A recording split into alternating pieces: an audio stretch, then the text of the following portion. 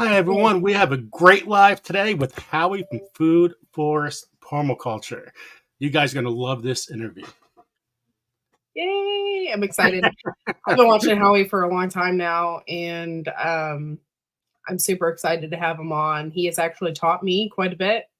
Was one of the first people to teach me about biochar, and so I'm super excited to have him on tonight. And yeah, maybe he will enlighten you guys as well on the subject. Now, Howie is one of the nicest people you ever meet. He's the one you want as your neighbor. He's one of the. He'll definitely put a shirt on your back. He'll put a coat on your back. Whatever kind of phrase you want to use, he will do anything to help you. I mean, and the guy's just so kind. I mean, people say I'm kind. Well, I think Howie's a lot kinder than me, and that's pretty amazing. I'm pumping myself up, Quirky.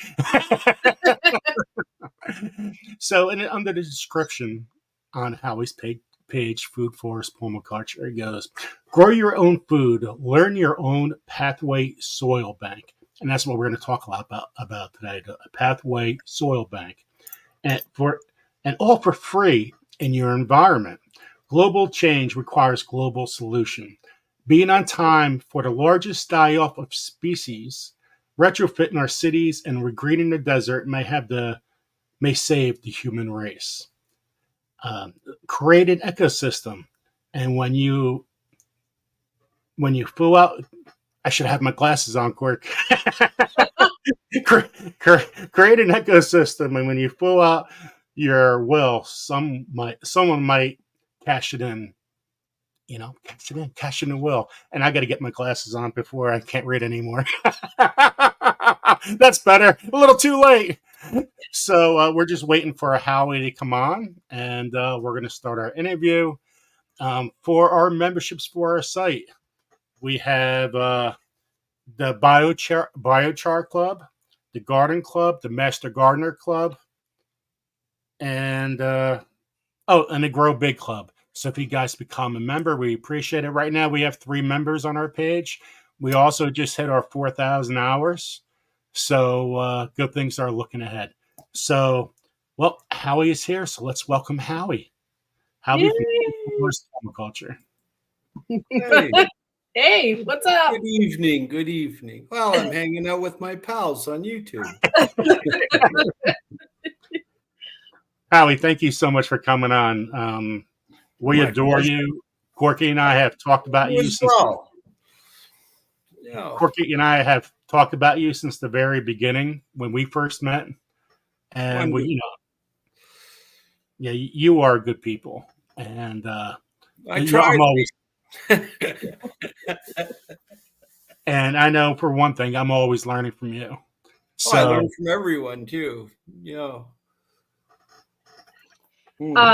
Okay, so I have to ask you, what's the weather like where you're at? Is it cold? It was sunny, and I had a family member over today. We were sitting in the swing outside, enjoying quesadillas and potato salad on fresh greens from the garden. Nice. So it was pretty good, And then I moved a bunch of soil, and I like to empty my pathway soil banks. And I'm now getting into 15-year-old pathway soil banks. So it's just really just solid, rich, black humus that you have to actually mix with something because it's so potent.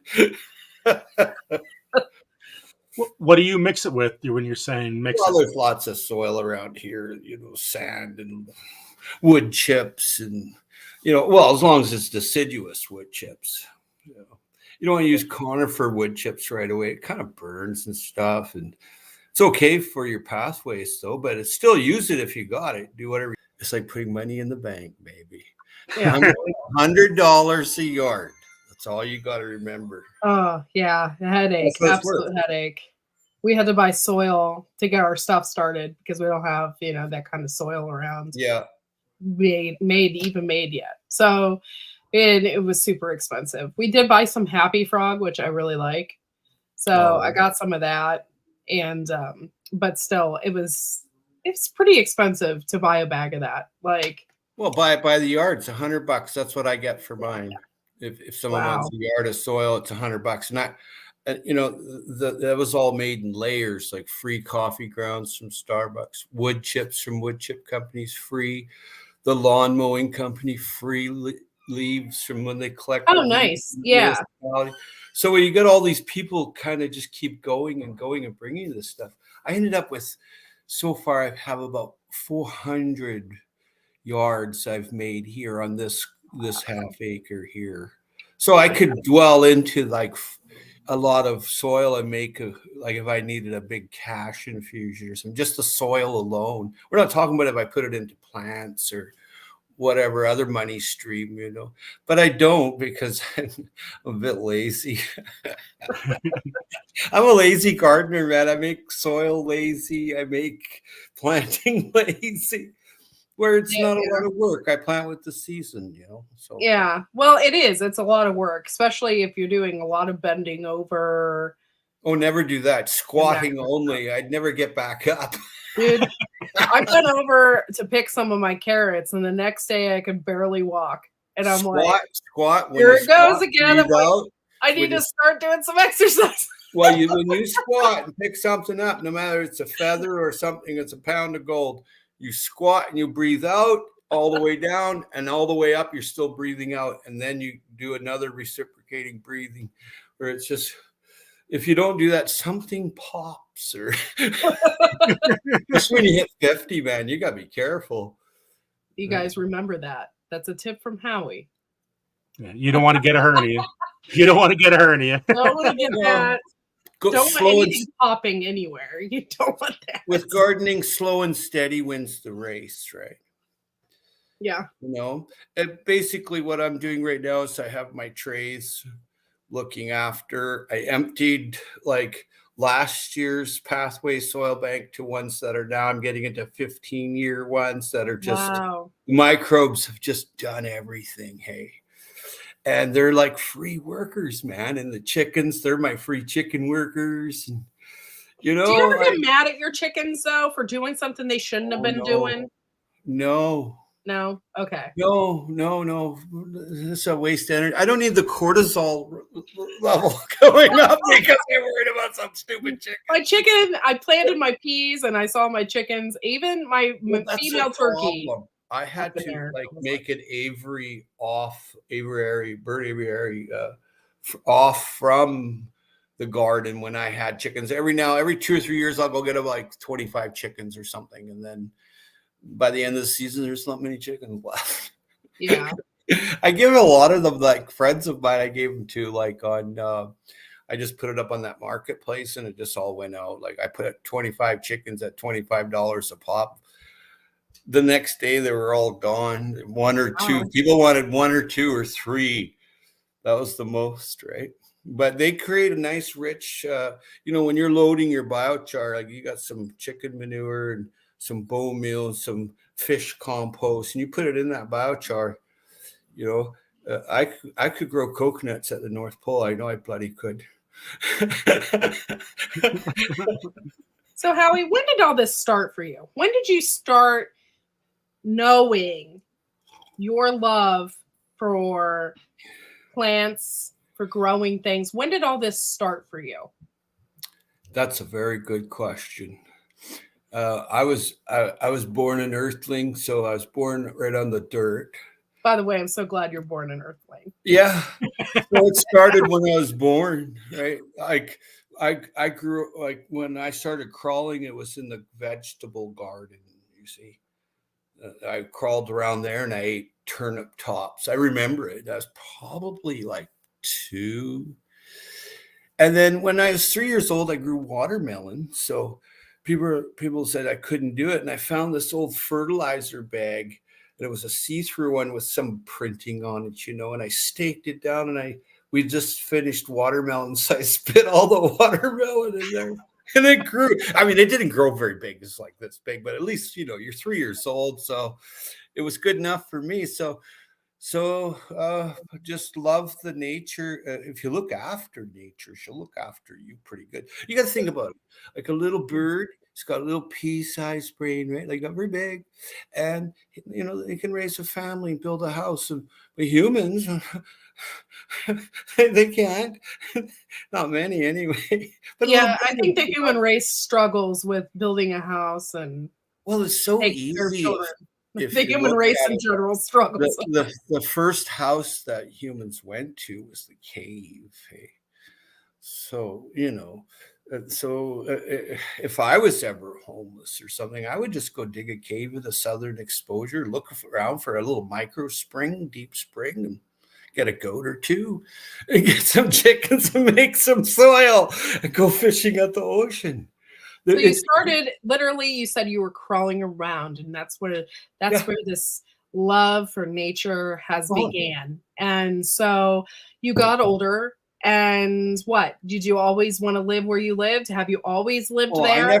I Or never how left did- I never Okay. left the sandbox, right? So I always was right there growing things, and whatever I did for work and career was with nature. So Oh, it was just like, I did what I wanted to do, not what this world wanted me to do. I didn't take to neuro linguistic programming very well. I was a, wild youth, right? That's okay. That's okay. Yeah. Well, So I lived off the land most of my youth. I lived off the land where I just went hunting, fishing, foraging, growing my own food. so you're a wild man. Did you have a ghillie suit? I have had, but I really like caves lately. Caves are like so cool. Yeah, they are. A couple of years ago, I went caving up island here, and I went spelunking, and I went in with with experienced personnel, and because they get pretty vast systems in there. But caves are really for great survival for especially permaculturalists or someone that's trying to live and there's nothing at Walmart no more. cave Yeah. cave can be easily defended, especially if you have a bunker type cave underground. The guy has to crawl in on his belly and look up at you. Yeah. That's not a good position to be in. I would capture you and make you peel my freaking potatoes forever. But no, caves are, the tunnel complexes. I remember like all along Vancouver Island here, there's a lot of caves. So I used to just go out and go caving, like just without all the professionals and stuff. But we didn't go very far in. We had like a roll of cast line. And so we just follow the cast line back, right? Yeah.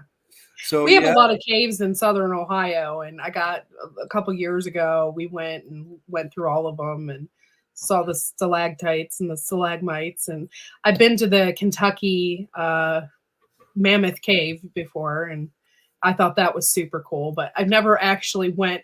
Now we saw those people spelunking. I mean, really, like. You know what? You should get used to going underground. You should get used to going underground because you look at all the animals that survived when a meteor hit the planet. They were underground creatures, right? Like bears, fox, rabbits, rats. Yeah. Oh, it's so weird. I saw like they were all underground, so they survived better than the ones that had no housing. So get out there and find a place that's secluded and you can dig a cave in 2 days with a shovel, right? On a southern exposure where the sun comes up and warms it up first, make you a little rocket stove. And even if you just go out and pretend to do it in your mind after SHTF, that you have that spot picked out, because there could be a bunch of crazies in your hood, right? You don't want to be around them unless you got a bunker in an underground complex like some people in the world. But, you should have a place you go to. Like I have several islands I can go to, several outlying areas I can go to. And, that's part of the prepping world, and making soil is prepping. If you have the soil, you the man or you the girl. If we had the soil here, we wouldn't have to depend on buying soil. Well, the soil is the problem. Like, It's a problem because there's not enough. yeah, People look at, oh, we're going to run out of water. You'll never run out of water. Oceans can be desalinated. It's crazy to even think like that. That's programming. Soil you can run out of. right. But you know what? It's the easiest thing to replace. And when you replace soil, you look at nature. It's all built in layers, right? In nature, 1 inch of soil is built every 10 years in a forest. Okay.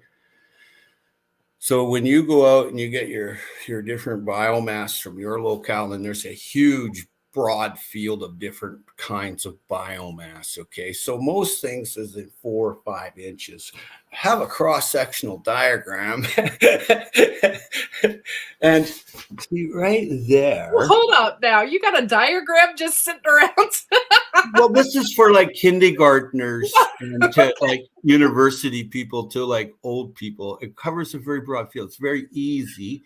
So these are all the layers of wood chips, lawn clippings, branches, bird died, cat died, seaweed from the shore, coffee grounds free from Starbucks. Neighbors bring their kitchen waste. So what happens is you build these layers. This one is for where there's no water. So you build this into the ground. Now the second one's up here. It's like a hugel mound. You just build it on top of the ground where there is water. You don't need to go digging it up, right? So that's what this is all about here. This is just a rough diagram so that you can see here's the pathway soil bank, or here's the pathway soil bank. And then right beside these three here are the hugel mound or the Howie culture pathway soil bank right here.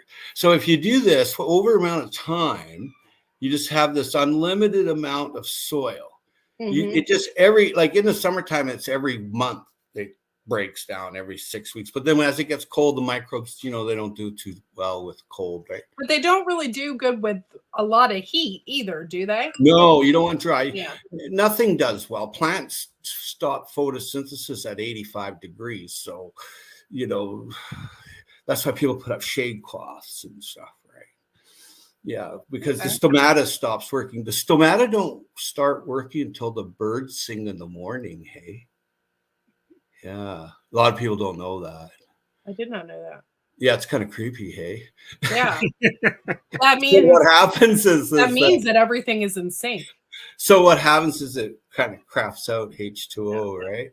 And so then you drink it as water and breathe it as air. So when the plant goes to the bathroom, you're drinking its waste product and breathing.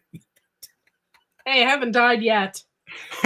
So there's the relationship, that's the plant. You need plants, you need microbes, you need soil.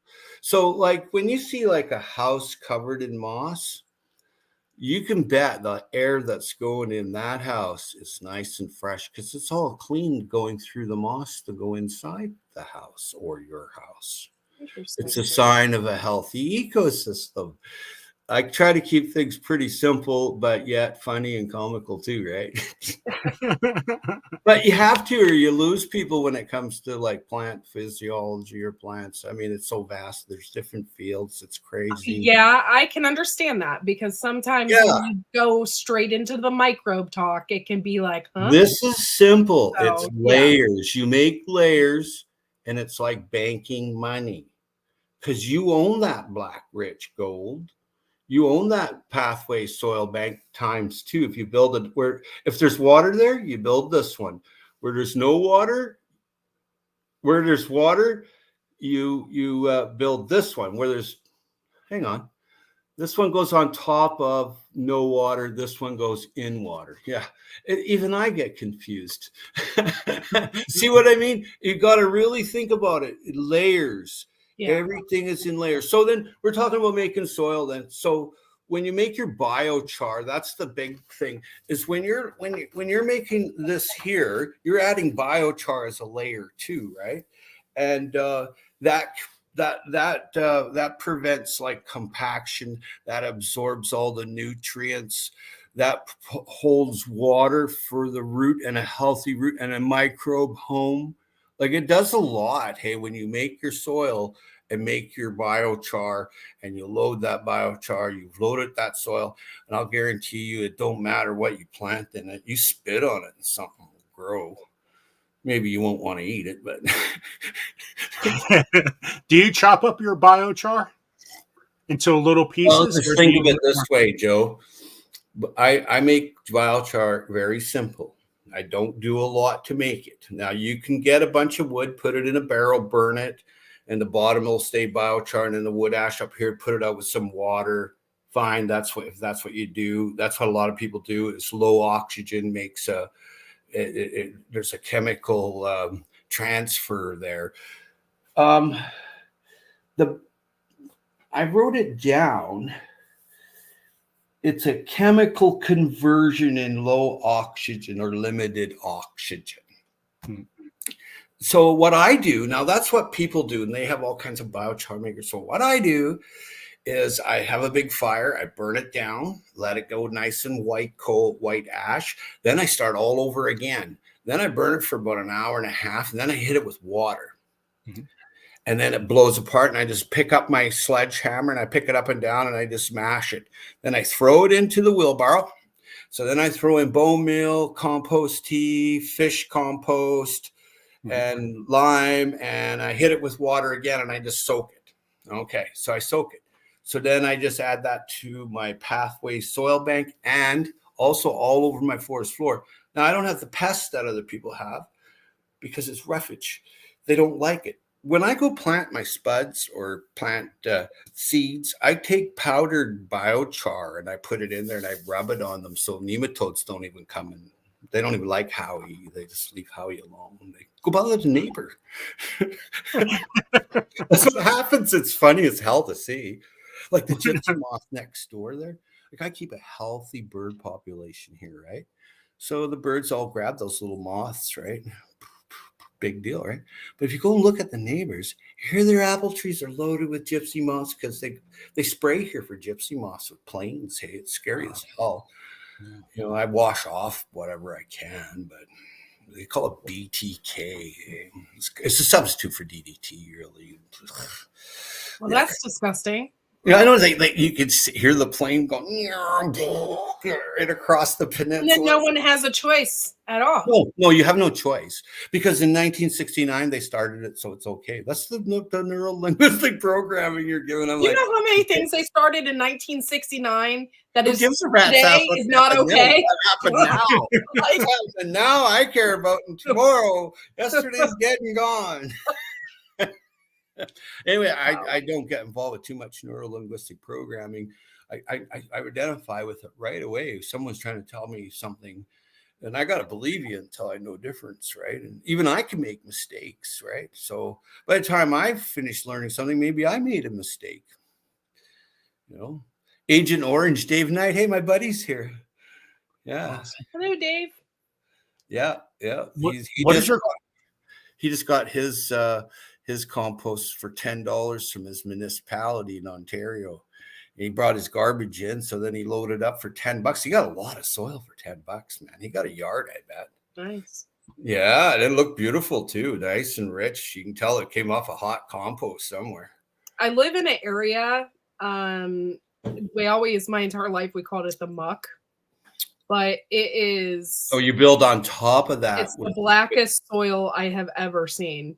And it is, I mean, they grow mainly like brassicas and stuff in it, like celery and stuff like that. But it is the blackest soil I have ever seen, and it's only in one area. Is it loamy or clay or? No, it's not a clay. It's just like a really thick black soil. I believe there used to be a swamp. Sounds like it'll grow good there. Yeah. You already have your pathways. Yeah, I told my husband, I said, we need to go up there and just like talk to some of the people. My dad used to do. He would go in there with the D4 or D8 cat. He had a bunch of D6s and stuff.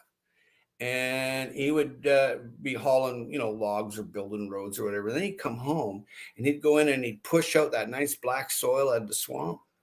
And then we would go at her and grow our food, hey, like carrots, turnips and stuff. Hey, we'd have a big, huge garden of this rich, black, mucky soil, and it dries up. So you put that on top of the ground, you got instant pathway soil bank soil, but probably better. Nice. I'm making mine from scratch. I train my neighbors, hey, to bring their green garbage can and put it in the pathway soil bank, just like mice. It's beautiful. And they come over and they go in a little file, the mom, the dad, the kids, and they bury it. They play in the ground and go, oh, we love your microbes. I'm like, man, this shit's just too crazy.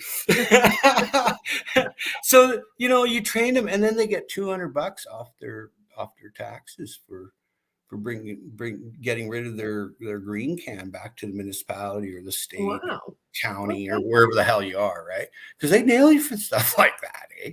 Wow. So if you can take care of your own waste, you can get off an awful lot of taxes reduced. If you don't, like if you've got a human composter, human manure, not a human composter. Whatever, some neighbors deserve it.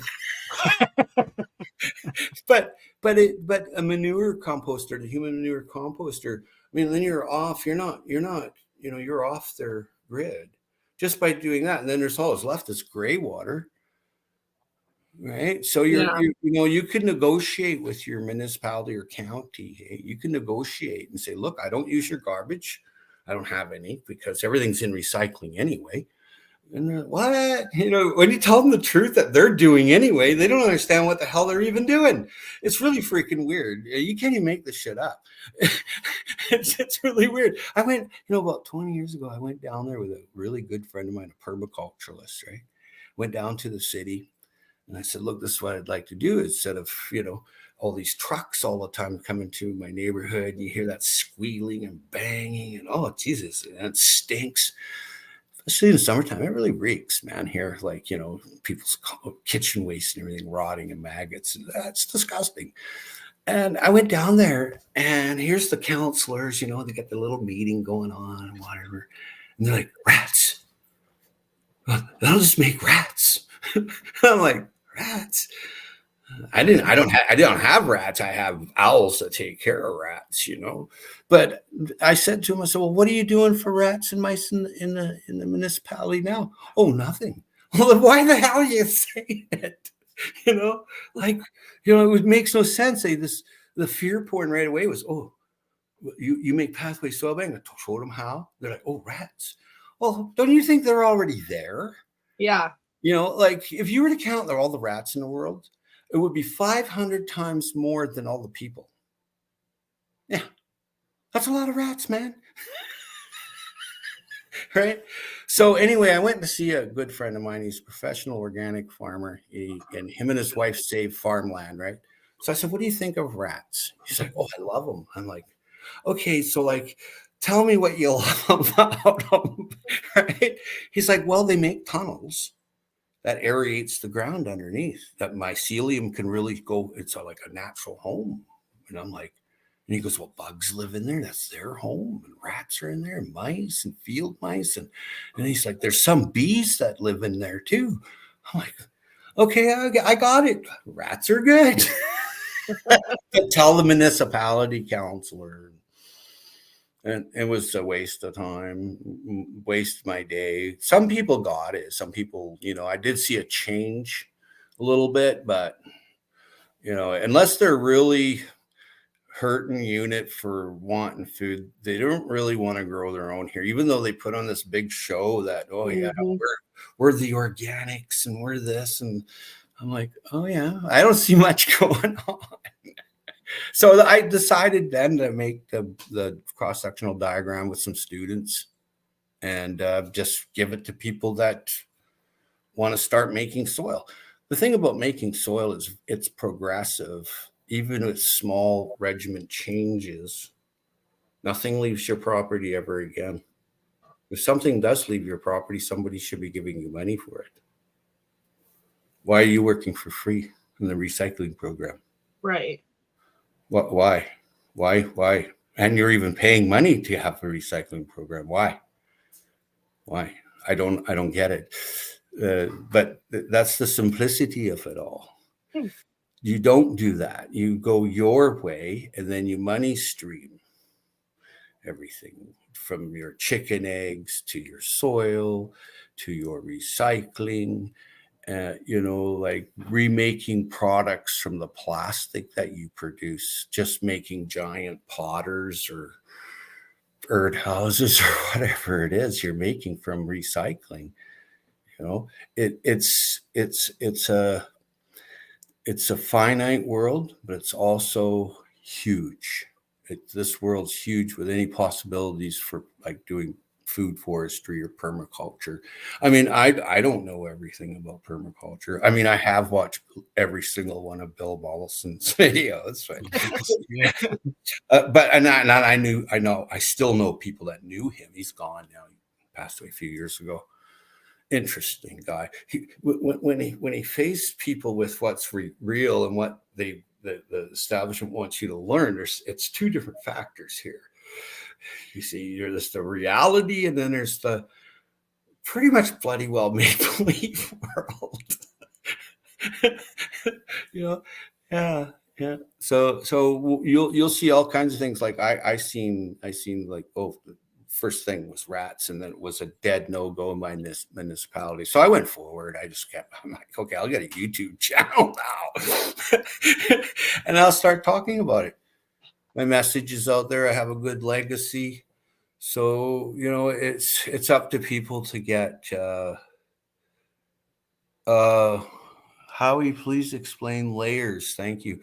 Yeah, that's a very important piece, Journey. That's super important. Thanks for mentioning that, because that's what it's all about. There's layers to make the soil, Right. and then there's layers of your environment. You see, yeah, green brown makes soil, hey, and soil is in high demand. But like, if you put 5 or 6 inches of biomass, you're going to need another 5 or 6 inches, then another 5 or 6 inches. So coffee grounds, wood chips, lawn clippings, branches, chop and drop, biochar, wood, ash. If you're growing vegetables, you're going to need to alkalize it with lots of wood ash or lime. So you're just replicating, like you look at the Mayans, hey, that they scraped off the water lettuce and put it onto the ground and just let it decompose. That's basically what you're doing, is you're scraping off all around you all the biomass you can get and put in layers. And it doesn't take long when you have the right conditions and the right mentality. Going down to your county and all that and going to your municipality, as far as I'm concerned, you're wasting your time. Just do it. Garden with what you got. A good friend of mine in Florida, that's the name of her channel. Garden with what you've got. So that's what you got to do. But it sounds like, Corky, you've got some nice soil. I'd be dumping that into beds all over the place and loading it up. Yes, I mean, so far I kind of do, from my chickens, because I collect. They eat out of that.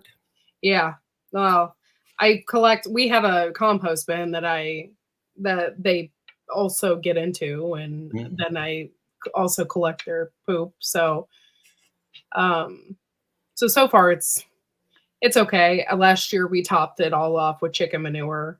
So I watched your videos. You got some good stuff. But I got to show you something that I grew and I harvested last August. Okay.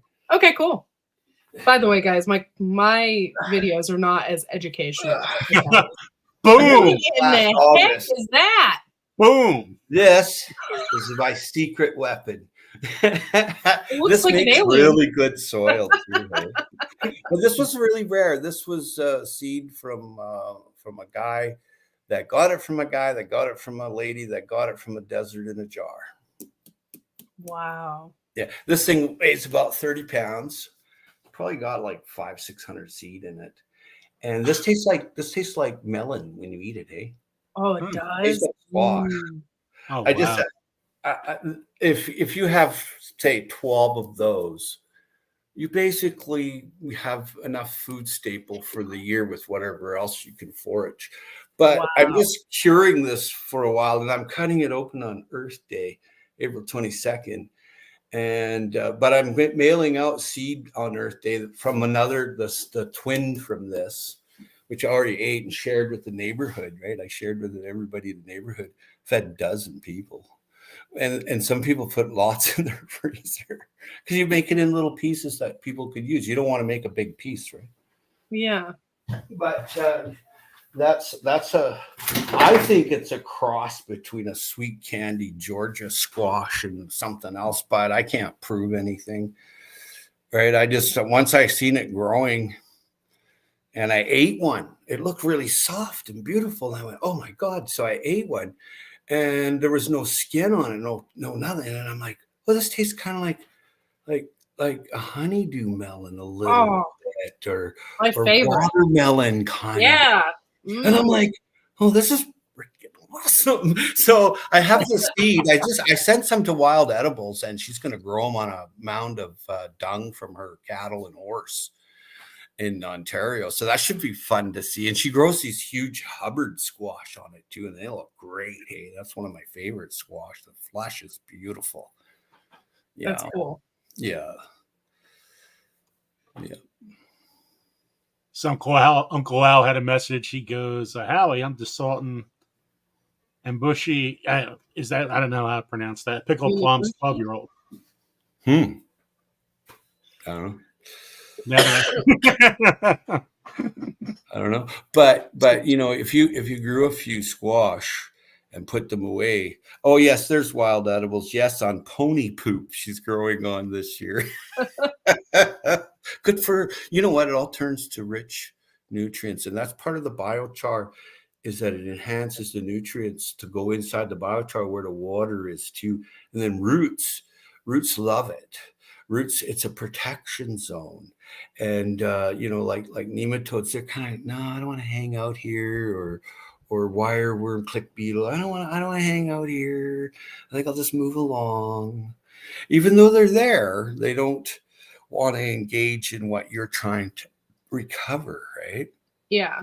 And when you make dusty, like biochar, Joe, I think you were asking me when I break it up. When you have biochar and you can go like this in your hand, take your hand and then wash it in water, then all the water will wash off the biochar, and then that biochar is ready. Okay, because there's not tar in it, volatile oils, gases, whatever. It'll still be hard.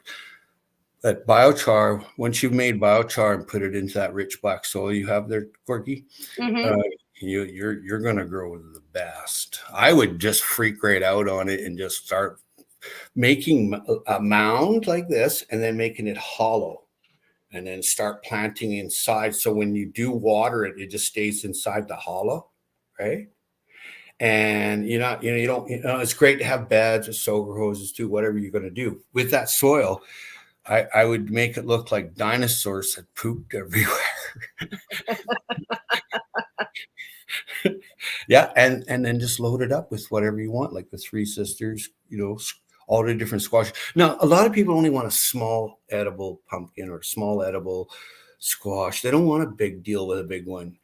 But the prepper world or large family would want a large squash. And so you're targeting two different groups of people. Yeah, like you're growing food. You know about growing food and marketing and selling it. I've done it. So I mean, but if I had that soil where if that's the way it is that you're describing it, I would lime it and plant it. That's for the alkaline lovers. If it was acidic lovers, I'd most likely leave it or add phosphorus if you had to, like you're growing tomatoes or blueberries or something. Soil's everything. If you don't have soil, you ain't got nothing. You got hydroponics. What does that taste like? I mean, it's not that it's wrong, but what does it taste like, really? It's a way to grow food, but hey, knock yourself out. Yeah. Right. I mean, I can grow biofilm in an algae in an old mine and scrape it together, dry it, and make a burger with salt and pepper on it. Right. So I'm very. I like my free range beef, buffalo, deer, elk, caribou. I like ungulates. I don't eat bear meat, or I don't eat ducks. Those things carry trichinosis and bird flu. I'm not interested. I want the rock solid roast beef, man. you know. So yeah. So that's it. So Howie, what is your climate like? Like your It's season a from it's a temperate marine climate. It's like the Mediterranean. Olives grow here, and kiwi and passion fruit and stuff like that. Peaches, cherries, loquats grow here. Um, a Meyer lemon will grow here outside, like under an eave, and then you might have to cover up the other citrus, but they'll grow here too.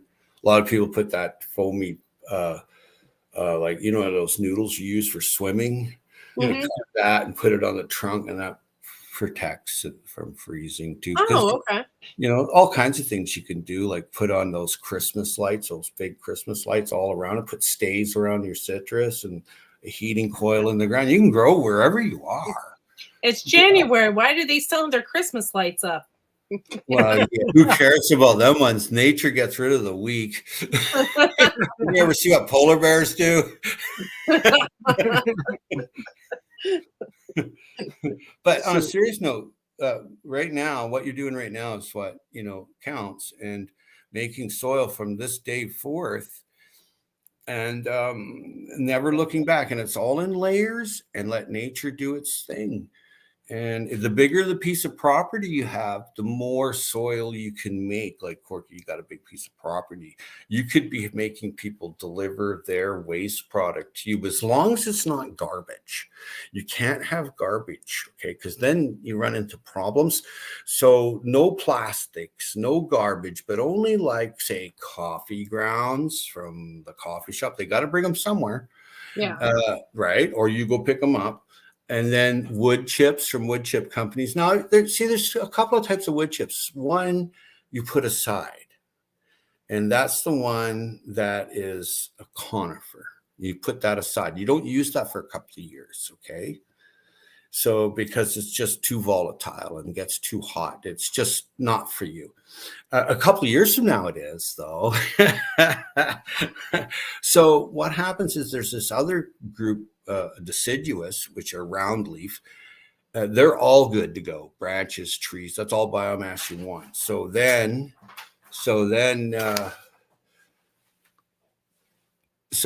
I just got handed something, so I got lost the train of thought. So, okay, yeah, the evergreen deciduous is what you don't want, like Portuguese laurels, bay laurels. Those ones, nothing grows under it. Maybe blackcap raspberry, but who the heck wants just that, right? Yeah. So you want to separate that. When tree companies want to dump their stuff, you have to maybe separate some of it. So when you separate it, make sure you wear your mask. Don't let it sit out there for 2 weeks and then go over and try to separate it, because you're going to get some kind of fungus and die and whatever. You look like a piece of dog puke by the time you're done. So anyway, I'm not kidding either. It's very simple to me, but it's not simple to others. And I give you forewarning now that deciduous round leaf is for you for using right away in the pathway soil bank. Now, if you're going to leave the pathway soil bank for 2 or 3 years, use the evergreen conifer, like pine needles and firs and hemlocks. You can use it, but the problem is it's hot, it's ugly, and you don't want, nothing will grow in it. You're just going to waste. But see, now there's different applications. Like if you've got an infection of bindweed somewhere, or morning glory or something, something that you really just hate, right? Like it just strangles everything, you can go ahead and put that Portuguese laurel right on that. It burns it up. And in about 5 or 6 years, you can use it. And walnut does that too, hey? Like if the tree company is to bring you like walnut, you're going to have to put that aside, because wherever you put it, it's going to kill whatever goes on. And which is to your advantage if you have an infection somewhere. You have to moderate these things. But the thing is to remember, for every yard of soil that you are able to manifest, you got $100 in your pocket. Oh, wow. So when tree companies start bringing in They do tree work at your, around your municipality, your county. That's worth keeping if you got a piece of property. But the thing is to remember, if you don't layer it right away, you got to leave it anyway because of the fungus. You can get an infection and stuff. You have to leave it then for a year for sure. Yeah. Well, yeah, you don't want to mess with stuff like that. And like the other day, I was watching these kids I'm not going to say who, and you guys even know them. They're cleaning out a chicken coop without a mask on and dust flying around. I'm like, oh, okay, Jesus, man. No, don't do that. It doesn't take much to get, Cryptococcus gattii or Necrotic fasciitis, flesh-eating disease. Like, geez, but a little bit of education, like don't touch the wood chips unless you have a mask on. And if you touch them, make sure it's right away that you're moving it and spreading it out, and you can dry it with the sun, and then it doesn't get the mycelium growth on it, the different fungus and stuff. You want to, just make it where when you want to use it, it can't hurt you, right? Yeah. It really messes with chickens too, hey? So wood chips is number one, in leaves. Every year, all the leaves are collected. Talk to your municipality, get on the list, or county, and they bring you a truckload of leaves. Okay, so every truckload of leaves they come, that's probably like 3 or 4 yards of dirt. So they're bringing you $300 or $400 in the next year or two. Something to remember. Now you can make those wood chips into biochar too. Of course. So you could just do anything that's living. You could make into biochar. Would be so hard with caution. That it has to be a clean material, because a lot of people like to use pallets. Well, what was on the pallet? A load of batteries or whatever, paint or whatever. No, that's a no-no. Is using pallets unless you absolutely for sure know. And that's what a lot of people do, is they burn bad material from housing. No, you don't want benzene and biotoxins coming out of it. Just the list is really endless. Like I can touch on a ton of million that would things. totally end the whole idea of growing organically. Yeah, exactly. So what happens is you're the gatekeeper, okay, of this endeavor of making soil. You're making your soil by changing your regiment, and layers of green, brown, fresh kitchen scraps, biochar. Keep going to, there's a permaculturalist here that just handed me for the person who wanted to, layers of green, brown, green, brown, whatever you want to do, and biochar, layer. That will turn into beautiful, rich soil. I've got a question about making biochar. You make it differently. I'm curious. I don't waste around about it. I don't mess around about it, because there's different processes. Yeah, I was just curious how I would do that, because I'm like, my husband said it had to have like no oxygen or something. Yes, or limited oxygen. What you want is to dry it out. And I wrote down a couple things for you. And what you want to do is, it's a solid material, okay? So what you want to do is you want to dry it down so it has all those little holes through it. You ever see a transmission apart and it looks like a block of Swiss cheese? And so you want that from the wood product. So how I know mine is ready is I can just burn it for an hour or two, the first lot, and get a nice wood ash, nice thick white ash like that. That's all minerals and nutrients, eh? That's just loaded, right? So it's very powerful alkaline. It's very, very powerful. Then I put on a fresh bunch of wood, and like branches that fall down, a tree, whatever, wood. You have a ton of apple trees. So, well, that'll do. Any biomass that what you're doing is you're sequestering the carbon in the material. Okay. So what that is, all the people around the world that are environmentally sensitive go, yay for you, and send you a bunch of money. Boom. Boom. That's it. So what it does is, I'm just going to give you a little list that I made of what I can think of that it does. And I'll read off the list. So if that's okay. Yeah. When you make your pathway soil bank, you put the biochar in, and this is what it gets you. Biochar is a solid material obtained from a thermochemical conversion of biomass in a limited oxygen, or oxygen limited. That's what you were just asking about. It dries it right out to where it's brittle, and then it lasts thousands of years. And it's beautiful. It's absolutely beautiful. And the First Nations all along America's burnt fields and stuff. That's why. And then the Mayans, well, they made, their own biochar, and then they made charcoal with kilns. There's different ways to make this. So before I read this, when I make mine, I burn a bunch of wood that I've collected, and I've got about about two cords of wood, scrap woods that I've from chop and drops that'll never rot. So I'm going to burn that next fall, because I'm done now with my biochar. I'm planting, right? So I burn it down to a white ash. Then I throw on another cord of wood, burn that down for an hour. Okay. Then I hit it with maybe an hour and a half, depending on what kind of wood. If it's a super hard wood, maybe a little bit longer, depends, right? But you want to see it when the water hits it, it breaks open. You see it. And then you give it a little tap with a stick and it just falls apart. That's number one. You got biochar now. Now, what's the difference between charcoal and biochar? Charcoal has the oil retention and the tar, so it burns later. Okay. Like it's not full biochar. Charcoal is for lighting fires. You can light charcoal, hey? Well, you can biochar too, but that's the difference. And it means you just got to activate it to make it biochar. Well, activate it to make it biochar. If you don't activate it, it's going to take the nutrients from what you already have there and put it in there. That's what happens. And all you have to do to activate it is just by putting water on it, right? Well, so you got to have some kind of solute in the water, like a nutrient in the water for the biochar to soak it up. Okay.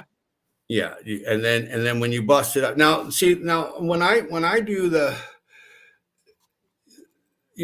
when I do mine, I do it where it's easy, and you like someone's mentioned you're putting carbon in the atmosphere.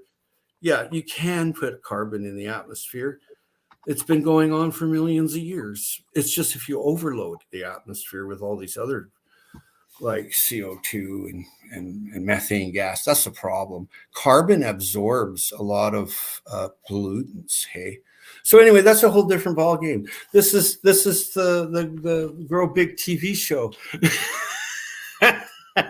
It's very broad field, So, and there'll always be someone that says, oh, well, that's not very good, or that's not good. Well, you know what? Tell them to improve it and show you better, right? That's what you do. Like my friend that just handed it to me, the layers of brown and biochar and kitchen waste, and everything's got to be in layers, and it decomposes with using the microbes, and the worms come in there, and it's beautiful. Go watch the video. I just threw it up there, and you can see this beautiful soil, which you already have. Corky, you're blessed with good soil. So I'm just going to go through what biochar does, and I got a list, and then we could, okay. Biochar, improves soil aeration. Okay, that's important that it stays, there's air in there for the root to work. The auxins in the root, they're the hormone of the root. So how do you feel about adding, because I do have raised beds, and I have in the past added vermiculite and perlite as well to make it. Forget all that. Just use biochar. Forget all that. That biochar replaces that. That stuff's toxic, some of that, I'm sure of it. But it's great that you used it, but really think about what you use. Okay. You're eating it and other people are eating it. And the person that gets the healthiest from your food, he gets the metabolism boost or whatever it is, psyche, they know you're on it, right? A lot of people are very picky when it comes to their food. I'm a super picky person when it comes to my food. I eat forage food, wild food I grow or hunted or fishing. And that's what I eat. And I buy the odd lamb or two or something, So it improves soil air go in the soil, and then it improves the water retention. It's imperative to understand that that plant's going to need water when it's not raining. So all the water goes inside. Like you won't powder up all your biochar. You'll leave some chunks, hey? And Yeah. that's where the water reservoir sits, right? So yeah. So it improves nutrient retention, biochar. That's the number one, water and nutrients. It holds it in there. It's like that embryo on a salmon, or the embryo sac like of a human. It's got a bunch of nutrients. That's what you're doing. So then it prevents compaction. That's super important because you're walking on it, you're driving on it, right? So, and the one that I love the most, I must say, is that it houses microbes. It's their home. The one that, they do all the work for you for free. They don't even send you a bill. Can I ask you a question? My husband, okay, so I wanted to add microbes to my soil, more microbes. Oh, they'll show up anyway. Okay. Yeah. Well, I was going to get like something like Sassy Lass and like. Okay. Or, so what happens is you go out to the forest and you find a log that's, on the ground. So in behind the log, there'll be this black soil. You scrape that up on a cool morning. Don't touch it with your hands. Put it in a container and bring it and put it into your soil. Then you're just adding the microbes from the forest, the indigenous microorganisms. That's what you want. You want the indigenous ones. You don't want ones that are sent to you. That's problematic. So what happens, this is the interesting part, is that you use the IMOs and boom, you're super soil now, super growing. Yeah, because it's what's supposed to be there in that environment. You're like inoculating that, hey? Yeah. So that's the best way. Now, people mail microbes to people all over the world, and I get it. Go out into the forest, find some of that little black soil, put it in a bucket. Nice, cool morning, not when it's hot. Put a lid on it, and bring it back, and put it all around your compost. And my husband said something about sour milk. Putting that. Yeah, that'll do. Well, it'll do that as well, because I wanted to kind of test that scenario. Yeah, well, the IMOs from mung bean is the best. I mean, that's how Koreans farm. Oh, okay. Yeah, but anyway, it defends the root and fights pests. The biochar, it defends the root system. It gives the root system a place to go, and then when there is a nematode around, going, "Oh, I'm hungry for Corky's tomato plants or whatever," it just doesn't do it because it's hidden. You see? So then it fights pests. Now, how it fights pests, this is the interesting part. You don't want it to kill the pest, because if you kill one predator, another shows up, right? So you want to keep a balanced system. So what happens is you dust the entire area with biochar dust, okay? I do it like 5 or 6 times a year, and some people pretty much don't believe this, but I don't have bug problems. I don't have bugs showing up. I do have bugs, but they don't come and bother anything I'm growing. One time I was growing a hemp plant and they ate the root out, these nematodes. I'm like, oh, I got a big pile of wood ash. I threw that right in that hole. And like, I never seen them again, eh? Get you, sucker. Yeah. So anyway, it fights the pest for you, where the pest feels that abrasiveness, doesn't like it there. And then the smell, it gives off the smell. So yeah. So the biochar can hold up to 5 times its weight in water. That ought to speak volumes right there. That cuts down on your watering a hell of a lot. Well, I'm going to put some biochar down. Definitely. You want big biochar. You want big chunks, the ones that you make, and that you can take and go like that there and break. And then when you wash your hand, there's nothing on your hand. See, then you know that biochar is loaded because you're loading it up now. It's ready to go. It'll do its abrasive job. It'll do all these other jobs. So 5 times its own weight in water. The pH is not a problem. A lot of people go, oh my God, wood ash added to the biochar. Now it's alkaline. Yeah, it is alkaline. Big deal.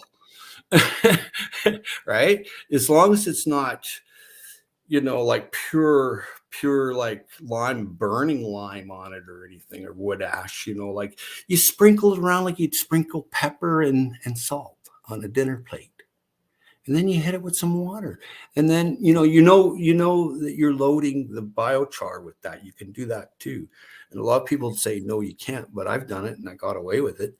So, and I never can eat all the food I grow. I donate thousands of pounds from this little half acre every year to food banks. I've even got videos up of it. I can't eat it all. I put out the little stand out there, and the kids in the street, they sell the fruit and give the money to Child Sport Victoria or whatever, So yeah, so when you're charging and inoculating your biochar, this is super important. It's what you're inoculating it with. So when you've got your worm castings, that's prime number one, because it's almost soluble into the solute when you put the water in. It'll go into all those little holes, you see.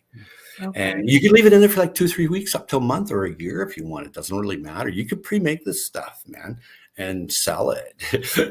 Especially if you've got all that access to that soil. Don't you want a big lake back there? All that soil's worth money, Corky. Got to think money streaming, right? When you're off grid or you're living outside the realm of the crazies. Yeah. So it burns off the gases. That's the big thing, Okay. in the water vapor and the tars and oils. That's important because that's what hurts your plant. Right? Okay. That sucks up nutrients. You don't want that. I think if you burn on the ground, in the barrel, it's good. There's no holes in the bottom of the barrel. That works really good for a lot of people. That's what we kind of wanted to do. You put a bunch of wood in there and the fire's up here and this turns the biochar. If you got to do it that way, great. But I've got it down to a fine art for myself in my locale. And I can't have too much smoke here because I'm in a very tight municipality here. So I actually add vegetable oil to the wood to get it nice and hot and then let it die down. Okay. Like, you're going to encounter your way and just do the easiest thing. It's like this guy taught me one time. I was carrying blueberry baskets down to the end of the row. Okay. And he's like, well, why are you doing that? I said, well, the tractor comes along in that row, the outside road, and picks them up. He goes, well, the tractor can just drive down the row. Right? You want to make work easy, short, or non-existent. So when you're prepping all your soil and you're going and you're putting in your fruit trees for your food forest, you make sure you put back in your IMOs and the original soil that came out of there, even though you're enhancing it a bit. But all fruit trees, you dig down. And I was watching this on Broke Farmer. He was really smart, hey? He grew his citrus outside, hey? I think he's in Tennessee or Georgia or someplace. And so he leaves it up a little bit. And I went, well, shit, that's what I do too. Because the airflow that goes over the root creates an immunity so it doesn't get attacked. It gets stronger. And I knew that. And that's how I grew my citrus here. And avocados like that too. You expose, it looks like a hoof on the avocado. You expose that to the air. But see, the big thing is when you plant your food forest and you're planting all these different layers. And that was one thing that Peace Journey wanted to know about, is that when I plant a tree, I plant a tree here. Okay, let's say right here. Okay, I put a grapevine right beside it. Okay, yeah, and then over here I put currants. And then over here, I'll put gooseberry. Oh, okay. They all living together. It's called polyculture. What happens in nature? They all live together. There's no monoculture in nature. And then if you do, you've got like all these people spraying you with paraquat and glyphosate. Wow. The list is crazy, right? So the thing is, when you do yours, you put back the inoculation of the IMOs that were, that you wouldn't go and get from the forest floor, and you put that back in there from that locale, and the plant or tree or whatever will do, or shrub or vine will do a lot better. It's that's about all I know about soil, I think. Now, I also heard that if you put molasses in your layers, because that increases microbes. Yeah, and make And sure you're not using sulfur molasses. That's the key. If you're using sulfur, then well, copper sulfate, whatever is in there, it's killing all your microbial. Why you're putting in molasses is the mineral content is already soluble. It can take up the oxen, can grab it and just whip it up into the plant fairly. And not only that, you've got sugars. Like, well, when you have photosynthesis, you're converting the sunlight to sugars for the plant, but now you're giving it sugar. Well, you might get some bigger buds. I mean, tomatoes or something. What They'll about fill out and get really rock hard, the tomatoes. adding like brown sugar to it? Well, the brown Does it sugar is want- just white sugar with molasses sprayed on it. That's probably had sulfur in it. When you go and buy a Okay. container, go to a store that sells like 5 gallons of molasses, like the Jamaican stores and stuff like that. Hey, people from the Caribbean, they still do that, or find it online and get 5 gallons sent to you. And the thing is, you stop using that, hey, but that's what feeds your microbes, hey. That's your microbe feeder to really get it rapidly breaking down and feeding the plant. Molasses, make sure you do not use the sulfur one, because you'll know right away too. It'll start going yellow and all distorted. I've done it. I've put white sugar on mine, like not recently or anything, but years ago, because I crushed up Flintstone vitamins and put it on. When I was like 12 years old, man, I did whatever I could. I made my own light systems when I was a kid with foil, and there was no internet back then. I went to the library and I was looking up cannabis in the book section, and they caught me and banned me because I was looking up cannabis. They did that. That old lady, she knew exactly why I was in there. So then I would send in my little brother, and he found a Time magazine on cannabis from Afghanistan or something like that, and he brought it to me, and I was like, oh, gold, baby. Because when you ordered a High Times magazine, it got stopped at the border, hey. Really? Oh yeah, years ago, like in the early 60s, late 60s, early 70s, right up to probably the 80s. You couldn't even get a Frank Zappa album sent here. I mean, there was like the empire ruled. Wow. Yeah. We used to Wow. we used to get contraband music. You had to. You got to listen to the tunes, right? There's like pirate radio went off of England. I just can't believe that some people would just completely block music. Well, yeah, well, Frank Zappa wasn't your average musician. Yeah. The guy created his own money bank. The gatekeepers are like, look, I get him and throw him off the store. Make sure throw him off the 50th floor, and he's stabbed 55 times, and he did it all by himself. You don't mess with the bank, man. You don't do that. The gatekeepers will get you. That's what happened to Gaddafi there. He took off the money standard and went on gold. Look where he is and where Saddam Hussein is. You go anywhere near off the banking system and create your own bank, Then you'll somehow disappear. Well, somebody's not getting their cut. And that's what it comes down to with permaculture. Like a bunch of people will meet in the parking lot on a Sunday evening. All over the world, this is happening. Okay. Like recently in Norway. And they all went there and they traded their chickens, their sausages, their wild berries they picked, and whatever, made jams. And everybody shares.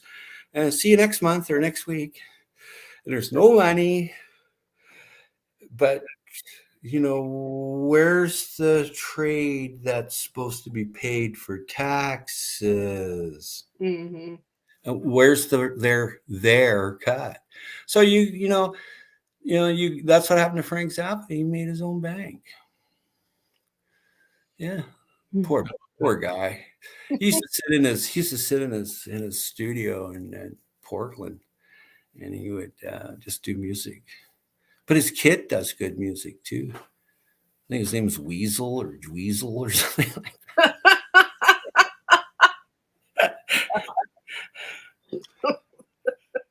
I don't know where these conversations are going to go. And we've been on here over an hour, Joe. We'll keep on going. So, Jersey Twister has a good comment. Could you use a bagged Royal Oak hardwood lump charcoal? So, you go to the store, get the lump charcoal. What do you think about that?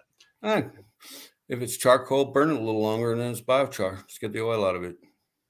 Yep. You can't use charcoal like biochar. It has to be transferred. There's a convection there. It's different because you want that air. You want worms to be able to go inside a piece of biochar and a ribbon. Right.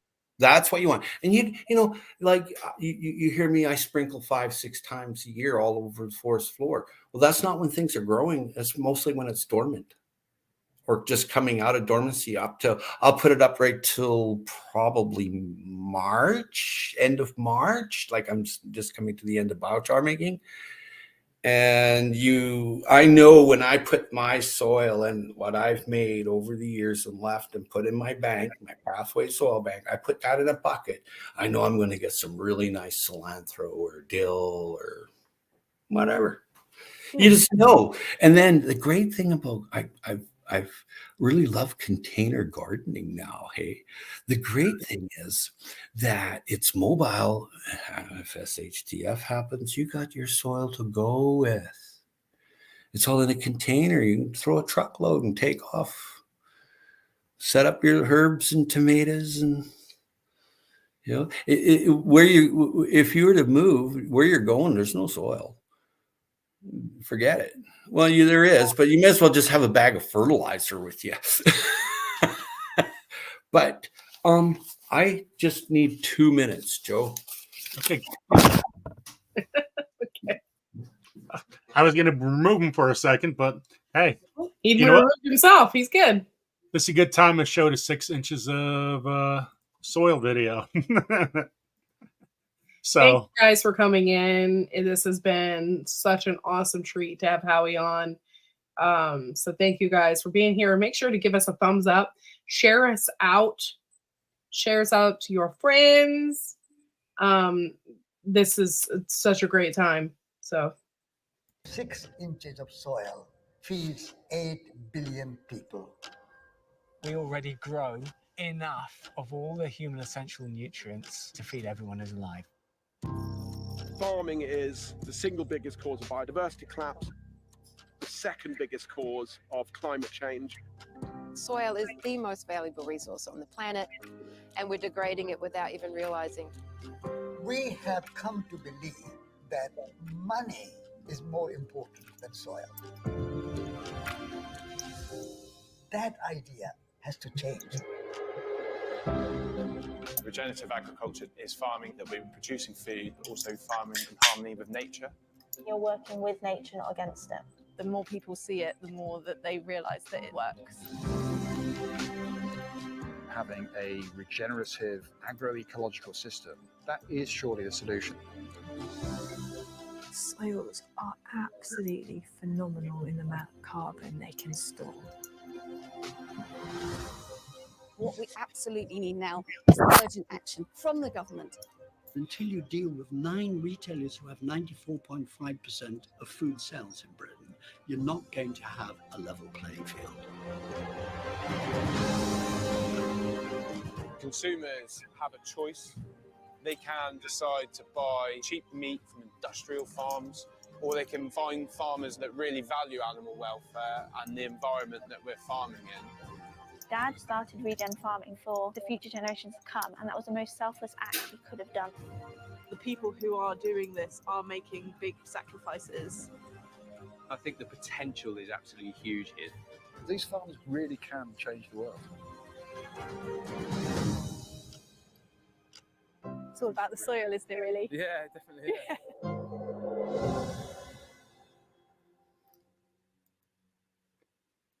That's going to be awesome when it comes out, which is right around the corner. And welcome back, Howie. Hey, have you seen the new movie Fungi? No, I haven't. No, but I saw it on, is it on Netflix? Maybe. I went to IMAX on the big screen. And boom, oh, really? Cool. Yeah, I haven't seen it yet, but I've seen the video, like it pop up on Netflix. I want to watch it. It's worth a watch. What's going to grow out of you when you die? 1 second, guys.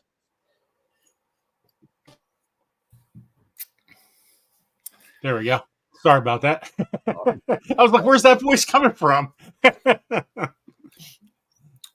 Howie, you are amazing. I mean, it's the wealth so are of you. knowledge. The wealth of knowledge you have is absolutely amazing. And like you said, you started rolling around in it when you were 2. And there's always something to learn from everybody. And what you can learn from you, it's a lifetime. It's a lifetime. That's Thank you kindly. Thank you kindly. You as well. Yeah, I've learned a lot from you.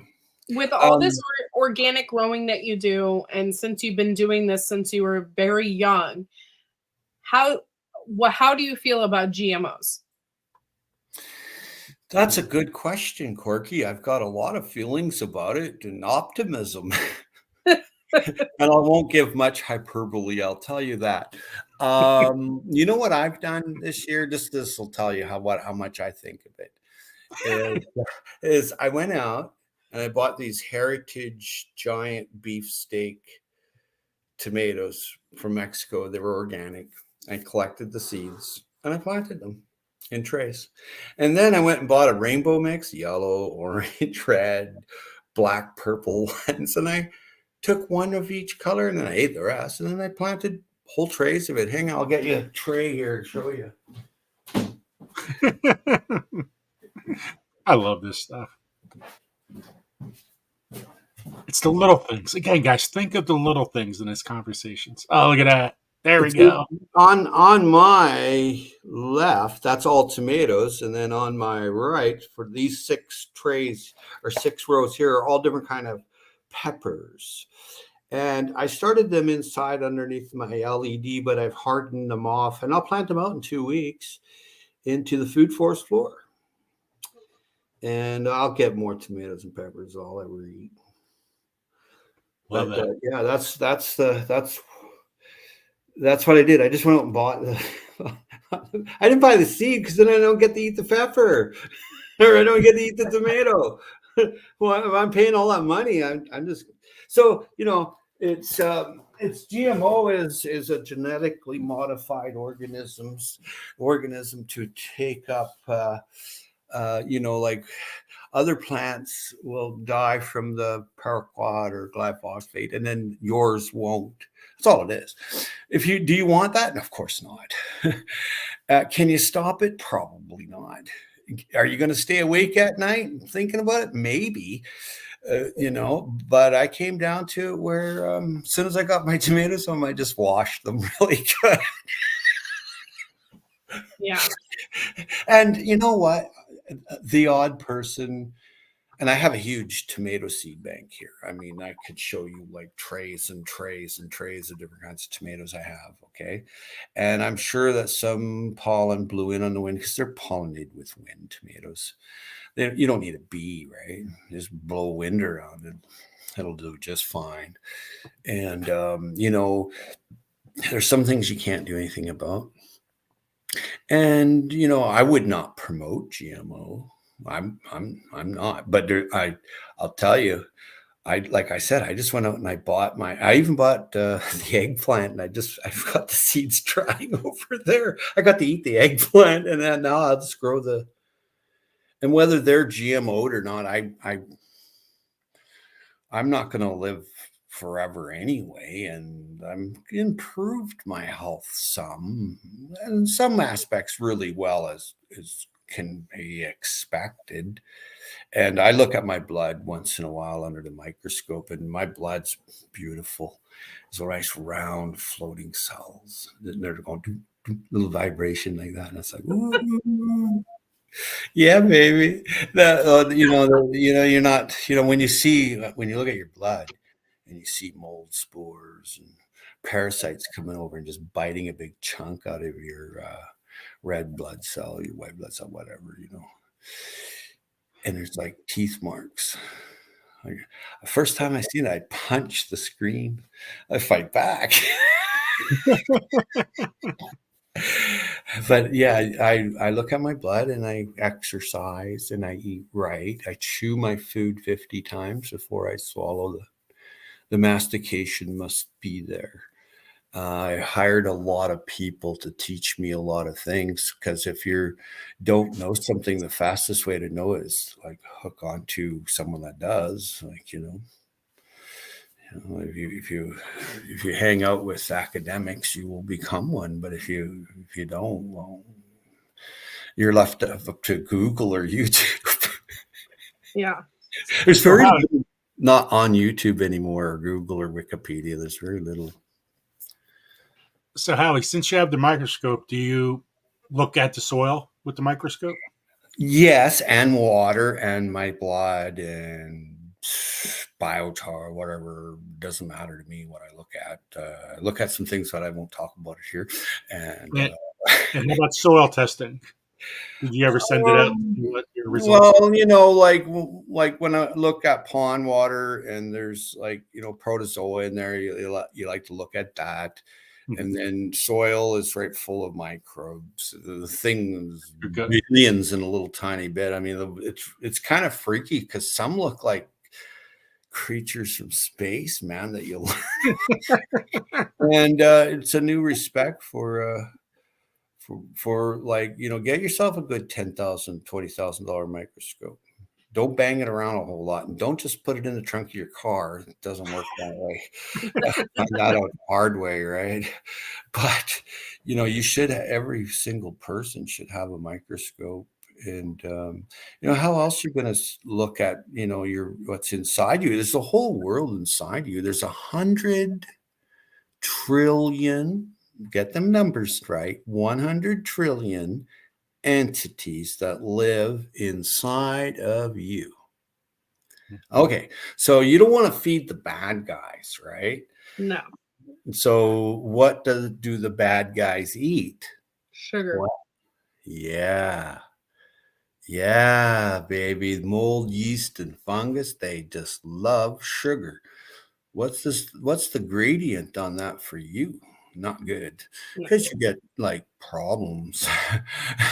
Some serious issues can arise from imbalances. So what happens is, like you see people that go on Ramadan and they stop eating food for a month during the day and only at night. Well, there's these 100 trillion entities inside you, eh? And you don't want to feed the bad ones. You want to feed the good ones. So you want high nutrients, high protein, high fiber. Carbohydrate is a dirty fuel. Okay. There's no other way to put it. It's dirty fuel for the mitochondria. I've talked to world-renowned experts on it, like personal, like sitting in their house and in their office, in their lab. And carbs are dirty fuel. And people that have learned, you need carbs. Yeah, you need some, and you'll get it. But you can get those through vegetables, not through potato chips. Potatoes are the worst. I'm not going to deny it. If you're going to eat potatoes, you have to leave it till the next day, so the probiotic can feed the prebiotic, the starches in your intestine, right? It's got to happen with rice too if you're going to do that, hey? But don't leave it too long. I mean, look where ricin comes from, right? Yeah. That shit's not bad. That's not good. I mean, that's really bad. Yeah. So, you got to be careful with some things, with like, I'm a full-blown diabetic. Hey, I take insulin every day because which I'm surprised that you are, because you eat don't be surprised. This could happen to anyone. And I chose to go on insulin. It took me 6 weeks to get it, and several doctors.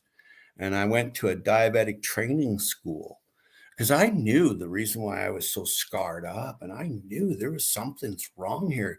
I mean, I'm not just taking some kind of pill and going home and forget about it. I knew, man. I knew there was something wrong here. So you're saying that insulin, you plaque out. If you got high sugar, you plaque out, man. And that's called a stroke or a heart attack, right? Any cardiologist will tell you that's what happens. Are you saying that that regular sugar. insulin is better than taking like something like metformin? I can't do that call on here. This is Joe's Yeah. show, but I mean, ask your own physician. I can't answer I was that just because curious about Joe's that my because friend. If we want this shut down, I could answer it. But we want to keep going. But you can figure it out. Dr. Paula Ruffin coined a good phrase. She says, I don't know of any humans that are deficient in prescription drugs. Mhm. But she knew of people that are deficient in nutraceutical. And I can quote Dr. Ruffin because she's in here somewhere, and she's a pretty cool lady. But yeah, it's up to you. So some things, go talk to your doctor about. Like, it's always best to go and see your doctor, and go see a different one, because that's Frank Zappa. Look what happened to him. He went to a doctor and he said, "Oh yeah, your prostate's fine." So he went home and he thought, okay, he's fine. Well, it's hurting. And he went back to another doctor. He goes, "Oh yeah, you got prostate cancer. You're dead next week." Oh, well, the first one didn't tell me that. Yeah. If he, there's things he could have done. But thanks, Howie. Oh, there's Dr. Ruffin there. Yeah, she's very intelligent, and she grows her own food too. That's very respectable. That you get an accolade and a kudo if you grow your own food, because you're treating Mother Earth right, and she'll treat you back right. Now, Howie, do you rotate your foods, your vegetables? No. I know that's shocking, but no. Well, I shouldn't say no. What I do is, like, at the beginning of the year here, I'm going to cover the entire food forest floor with radishes. Let's cover the whole thing. And I share a lot of radishes every year. I get a lot. I got videos of giant German red radishes. Those are nitrogen fixers. When you plant a tree, plant a nitrogen fixer close by. Plant your trees 20 feet from the creek so the lateral roots go over and get a drink, especially cherries. I mean, they're water lovers, and that's why they send up water spouts. But on a serious note, you must put nitrogen fixers down. That's about all. I mean, I move my crops around. I'll do it this way, that way. I try to go linear north to south, so because the sun comes up in the east and goes down in the west, so I get both sides of what I'm growing. A lot of people don't get that. You have to be a very professional farmer to understand that. And wherever you are, you want to be able to hold water back and grab that sunlight without the water and the humidity. You have to have a certain humidity for plants to grow, where they dry out and they don't do anything, or they become tough and inedible. Whatever the problem is, you must solve it. And once you see the resolution to what your problem is, you're going to do really good. Yeah, radishes are nitro soil fixer. Yes. Well, radishes, one, all legumes are beans, peas. There's ceanosis is a nitrogen fixer. They found a really cool one in Mexico just like a few months ago. Did you hear about that one? It's a nitrogen fixing corn. Yeah, they don't need to fertilize the corn anymore. That's interesting. Wow. It blew my mind when Yeah. I watched the whole thing, these researchers saying, I'm like, oh, you guys are like, and it was interesting. The corn stalk was growing up like this, and other roots were coming out, and the gobs of nitrogen was just falling off these little roots. And Wow. self-fertilizing the corn. And they grew monstrous corn. Yeah. It was a white corn too. Yeah. I got to follow it up tomorrow when I'm at work. I'm at work, I'm going to be going all for it. Ceanosis is a good one if you're putting it around your fruit trees, because it's also a pollinator, right? It gets those big blue, looks like lilacs. You must have seen them before.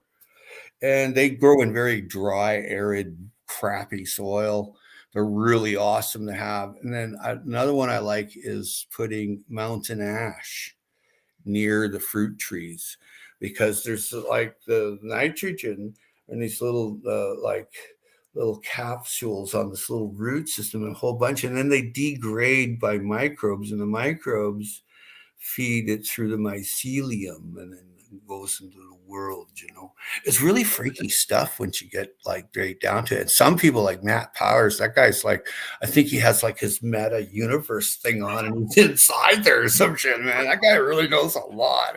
I listened to him a few times over the years, I'm taking his class right now. I absolutely love it. The guy's great. The guy's there's a lady doctor too. What was her name? I used to watch her, soil doctor. Lynn Ingram. That's her, and she likes to break out her microscope. I was on her live stream before or somewhere where she was, and I really like listening to her. She's very enthusiastic. She's got to know everything, hey? That's like good for you. Now, there's other people like me. I just learn what I can, share what I can, and keep going. Keep going. Make soil. Yep. Layer it up. Yeah, layer. Green, brown. And it's a way of life. Like as soon as you have your kitchen waste every day, there's your layer. Okay. So when you're driving to work, there's that Starbucks. Stop out back, have your container in your trunk, put your coffee grounds in. You keep doing that year after year, and the $100 a yard accumulates quite rapidly. Hey? Yeah. That's what I did here when I moved here 15 years ago from up the road. I was at another place up the road, and I moved from there to here. It was just a lawn. That's it.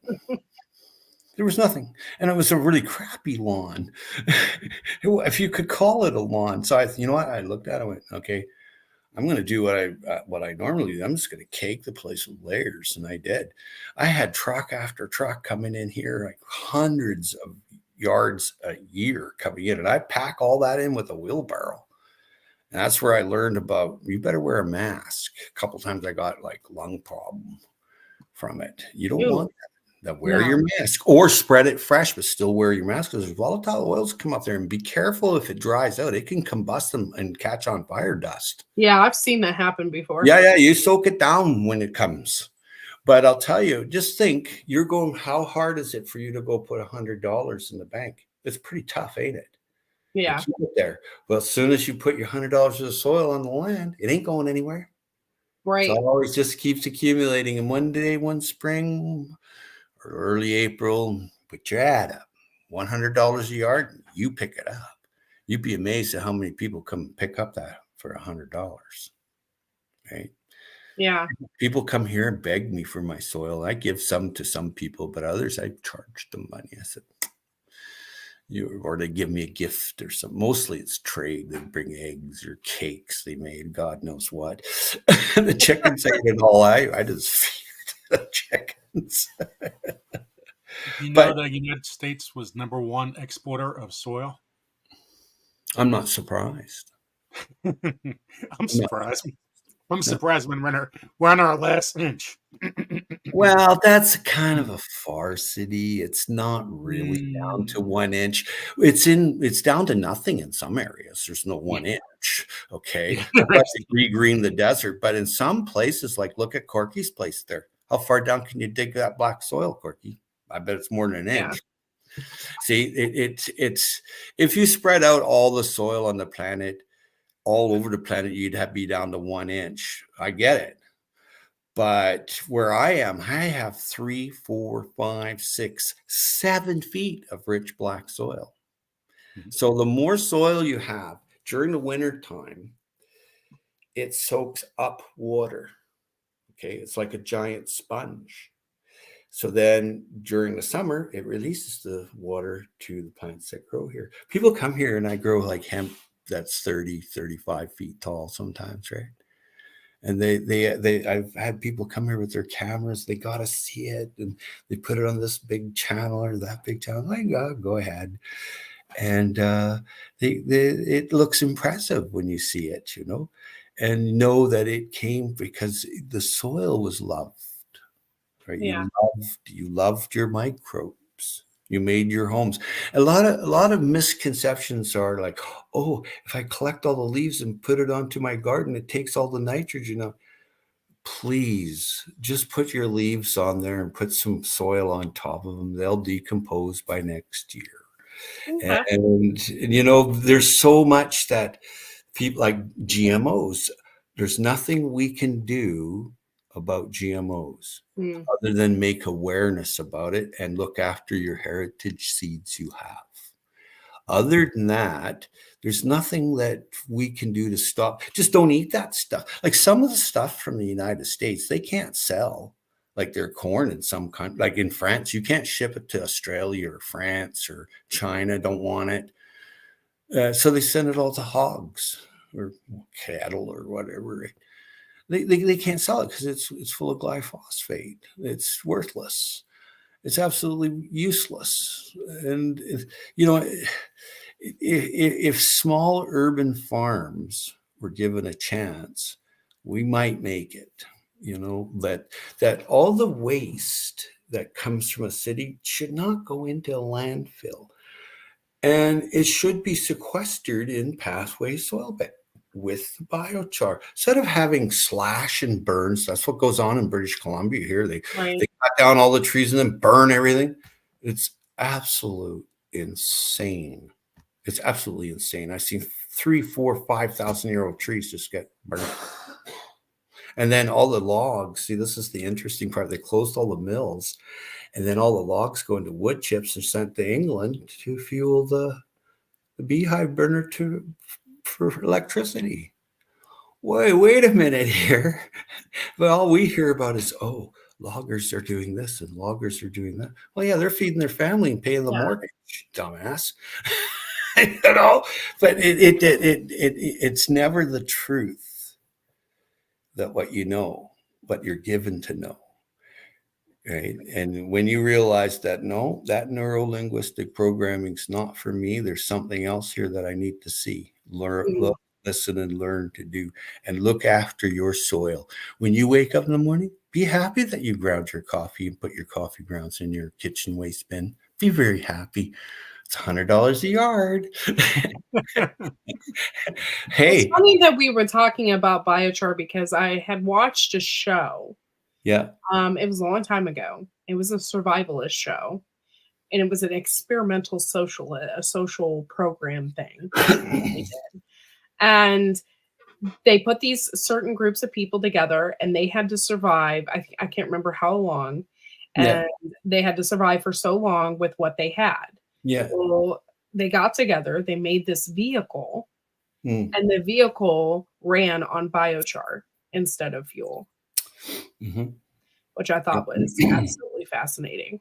I didn't know you could do stuff like that. Oh, yeah. They did that during the wartime when there was no fuel and stuff. Yeah. Biochar is very important. Yeah. If you don't have it, you're going to struggle. Why struggle? You don't want to survive. The hell with surviving. You want thrive. Are you thriving? That's the difference. So, night and day here. Light the candle when it's dark, baby. Right? Light that biochar or charcoal or whatever you got to do. I knew this guy. Hey? He was he had a nursery, and he always grew stuff on the edge, you know, and like citrus and eucalyptus. And he was always lighting his smudge pots, and people making fun of him. You know what? He was making 90 G's a month. You know. You know, you don't get a job like that or a career like that making 90 G's. We're talking 1970 here, 90 G's a month. Okay. When you're starting seedlings like that soil you got there, I'd be making square blocks like they do in the Mayan. You know, they make the square and you go along and you don't need to use a container. That soil sounds perfect at what you got. Anybody notice that hummingbird? Yeah. It's a ruby. Rufus, yeah. Ruby hummingbird, yeah. They're my favorite. I've only ever seen like a couple come to my hummingbird feed. I saved them several of their lives every year. They get caught in the house up into the. Oh yeah, there's a video saving Petey. Look it up on my channel. Okay. Well, yeah, it's Saving Petey, and named him after my friend in Nova Scotia. Her husband was always he's working hard all the time. So I named him Petey, this hummingbird, and he flew around here for years, chased me around. But when I found him, he was dead. He was upside down. So I soaked him in some water. He was dead, and all of a sudden I see this tongue come out of his mouth. So right away I put some water on it. It took a couple hours, but the video's on my channel, Saving Look Petey. it up. Yeah, it's really cool. And eventually I put them out onto a branch out there, and you can see it there. And I give a little Q-tip with water and sugar. Here you go, buddy. Off he went. And I do that several times a year here. They get exhausted from the heat. It's just too hot for them. Yeah. And then I feed them in the wintertime too, hey, because when it gets too cold. But now with all the blooms here, you can see them they are happy, boy. They're just buzzing around on that nectar. But get up and get going every day making soil. The sooner you do it and you see the results, the better off you are. In Corky's case, she doesn't have to do that. But I would make a lot of plants. Like coming up this spring, you can make a ton of seedlings there and sell them off on a farmer's market quite easily. Like, I would do that. I've done that. That makes a good dollar, is make a tray and sell the plants. I haven't done it recently, though. I'm getting lazier. Got it down now, got it going on. So you don't want to, you don't have the enthusiasm to go and invent something again or do something else because there's no need. Right. So Howie, watching a lot of your videos and seeing you pick all the fruit off the trees. Yeah. Is that right off your property? You go walk. That's right on the food forest when I go picking anything here. And good night, Paula Ruffin. She's heading off to. Good night, Dr. Paula. Yeah. No, I go foraging too. I go to old villages, old logging camps, and I'll map out what's there mentally, or I don't generally write anything down. I just put it in here for when I need it. And when I do pick, I pick a lot and bring it to people that could use it, like that's awesome. 55 community, to food bank or neighbors. And I could go pick 1,000 pounds of fruit in a day easily, and berries, or go catch fish and give it away, basically, because you don't want to freeze fish. You want to utilize it with your community. If you catch a bunch of fish, don't try it. Well, unless you can vacuum pack it, but freezing it and letting it get freezer burn, or meats too, share it. Just share it. It'll come back. You got to show some love, right? But biggest thing you'll ever do with your change, that'll help you healthy wise, is believing in your making soil in layers, green, brown. Go to bed thinking green, brown. No, I'm just kidding. I probably will now. Thanks, Howie. doing it green, brown, and organizing people to bring you their biomass. See, biomass covers a big field. It's not just trees, leaves, branches, bugs, birds, but it's what's in the environment. Like, okay, that farmer's market, how much do they throw away? Well, I can guarantee you 30% is going into the garbage. Okay. All right. I'm okay with that. Now, what's that 30% good for you in Pathway Soil Bank? Layering. Increase your soil if you can, wherever you are, and build on. If you're on hardpan, like I did an experiment for the past 5 years. I was involved with the Rocky Hill Food Forest, and we built a food forest on nothing. There was absolutely nothing there but stone.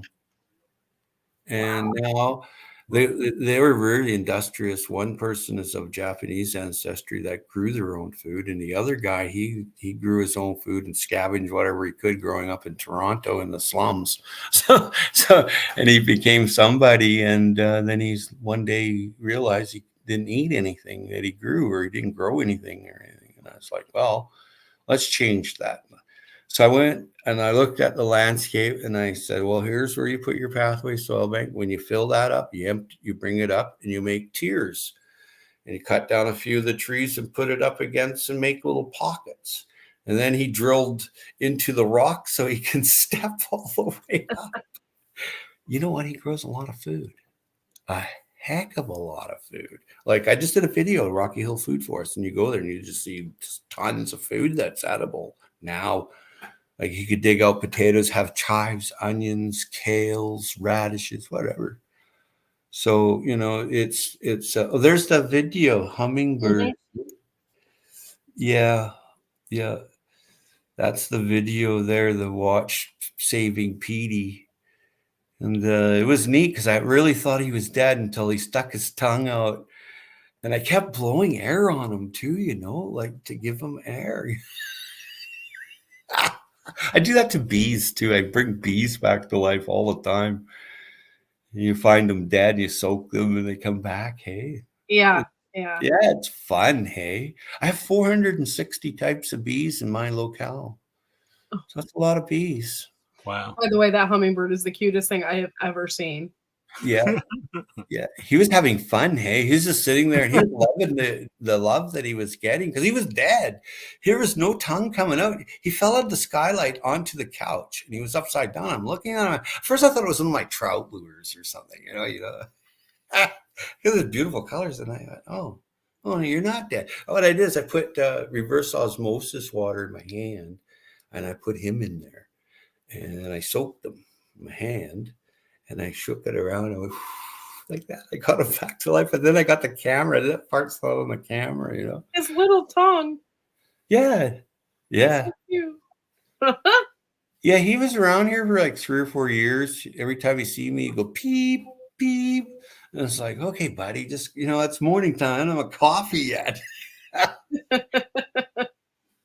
Now, Howie, have you ever got stung really bad by bees? And what's your best? Unfortunately, yeah. And what did you do with did you put dirt on it right away? Like, what was your remedy? I had chlorotriplon and Benadryl, and I hit myself with a needle. Bang. I'm allergic to them. Oh, wow. So, you know, you just swell up. And like, I was working for Lands Parks and Housing on this trail along the river with a brush cutter, and I felt my leg all warm. Hey, and I looked down and I'm like, oh man, this isn't good. So I jumped into the river. I threw the cutter down. Wow. Yeah, they found me, these old ladies. Hey, they found me floating down the river with the salmon were going by, and I'm screaming.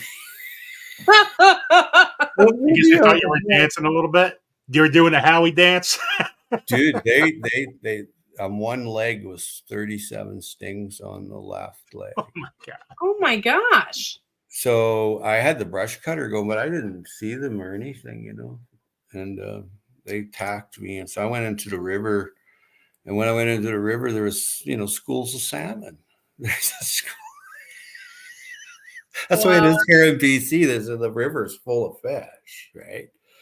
Like hundreds, if not thousands of fish. So it's a popular hiking trail. So these two little old ladies are going, oh, look at that guy. And I'm going, help. He's swimming with the fish. So swimming with the fishes. Well, when I got to shore, I got my pack, and I'm that's to look pretty rough. So I got the pack, and I got the anaphylactic kit out, you know. And it was pretty brutal, and it cracked, you know, where it swelled up, you know, everything cracked. Oh. Yeah, the skin crack. I know. I was worried about infection there, but it didn't happen. I eat enough garlic that kills everything anyway. So, but I was off work 5 weeks. That's how bad it was. I even got gouged up by them stupid chum salmon with their big alligator stupid teeth. And when I hit them, so not only did you get stung by bees, you jump into the river and you're getting. Yeah, I come out in there bleeding and shit, and these two little old ladies are like, they didn't want nothing to do with it. They're like, come on, Beatrice, dear, let's go. I'm like, oh no, help me. So they went and told the ranger at the station, and he came, walked down, and got me, and brought me back, and the ambulance was there and stuff. But you don't know. Bees, there's so many different kinds of wasps and bees, and the best thing is to leave them alone, eh? That's your best defense, is leave them alone. They're there for a reason. They're your fighters, wasps and bees. Well, they pollinate, so they're there for a reason. So be nice to them. Be very kind to all the creatures. We need them. Without them, we wouldn't be here. If there was no microbes, there'd be no humans. That's a strange channel. Yeah. I've seen the same thing. Howie, how much do you water your plants? Because you got all this lasagna layering going on, and everything's stacked. When have you the build, biochar, everything's good. How often do you really have to water? well, that's a very good question. It's what you're growing there, Joe. If you're planting cold weather crops during the cool weather time, cool weather crops, you can get 5 or 6 crops in, 3 in the spring and 3 in the fall with succession crop planting, right? You don't water that because where I am now, every place is different. So concept of observation is key to your survival with growing food. It's very important. So watering, you got to remember, without water, it's not going to live. But, with too much water that sits in there, it's going to rot. So you don't put water on from tap water with chlorine and fluoride in it or whatever it is. You don't put that directly onto the plant, because you just don't. It's not a good thing. And you have to let the water sit for a while if you're using tap water, like a half an hour to an hour, then the chlorine will evaporate. Okay. So then you're good to go. You're not going to burn something. And then when you do water, you water in the evening so it soaks in overnight. Now, that being said and done, when you build a food forest on top of all the pathway soil banks that you've been making, that soaks up water like a sponge. Okay. Like all that biochar over the winter, all that rain, all that snow, right? Full of nitrogen snow. Hey. Yeah. Love the snow. So anyway, long story skinny here. Water when you put your finger in the ground and it's dry. If you put your finger in there and there's little crumbs sticking to it, it's moist, right? Put your finger in there. Right? If you don't want to water all the time, put your biochar in it and biomass. More biochar, you water less. Now, the only things that I tend to water a lot are my cucumbers, because they're water lovers. They love humidity. If you water them every day, and some strawberries, they need misting of water every day. Like those big ever-bearing strawberries, those giant ones, they got to be misted 2 or 3 times a day, right? So when you ask a question, when do you water? It's concept of observation is key to it. The entire thing of aerating with water, like water to stay there, is you're building a pathway soil bank, you're doing hugel mounds, you're doing permaculture. The more matter that's there, the more water is retained. The more you have a canopy, like think of it like this. Okay, you got a sunny area, then you got a shady area over here, but the sun comes there for a couple, 3 hours a day, but not all day long. Well, that's a great place to put zucchinis. They like shade. That's a great place to put blueberries. They like shade. They like partial sun and sun too, depending on what kind of blueberries you got. You go and stick a zucchini in the middle of the field and try to grow it. It's not going to grow. You're going to have problems, right? It's the only thing there. And anything that's hungry, oh, look at this smorgasbord of zucchini plants. Yummy. Yummy. Polyculture. Polyculture means everything is interplanted together. Yeah. It's like if I'm growing potatoes, I'll throw a bunch of garlic there. Some people are like, oh, they don't grow well where there's potatoes. All mine do. And then you get these people ask you, is that a determinate potato or is that an indeterminate? I'm like, I don't care. An indeterminate grows really tall and a determinate grows really short. Now, that's all I know. I don't care. That's all. I'll mound it up. I'll get my spuds. Don't worry. But people put like a block there and they don't even know it. Just grow it. Just do it. Love it. Put your finger in there, see if it's moist. Right? That's it. That's it. But how you build it, if you build it right, like here, I'll water my cucumbers and I'll water the squash vine with compost tea. So it's getting water then, and I'll bury up my vines that are squash, like that big squash I just showed you there. I buried that, the vine, and then all the little roots. Squash are the only thing that grow a vertical root. They grow long, but then they grow a vertical root. Everything else grows out in all entanglement, you see, or latoro, but they grow vertical. Very few things grow vertical root. A fig does, a peach tree does, but not everything. Only about 10%, 8% grow a vertical root that actually goes down and become a mineralizer. That's the key here. They pulled minerals out from deep down and put it up here. You see, so it's on top of the soil, and then now the microbes are breaking that down, that matter, and feeding the plants again. It's really as simple as looking after your soil. Look after your soil, and your land will look after you in abundance. If you don't, then you don't. You're one of those guys standing there looking at the bare shelf at Walmart or Costco. Feed the soil, not the plant. You know, when you got the right soil, you can grow so much food, like fodder, like tree fodder that you cut, like you do chop and drop. You bundle it, and then that's what you feed your goat in the wintertime.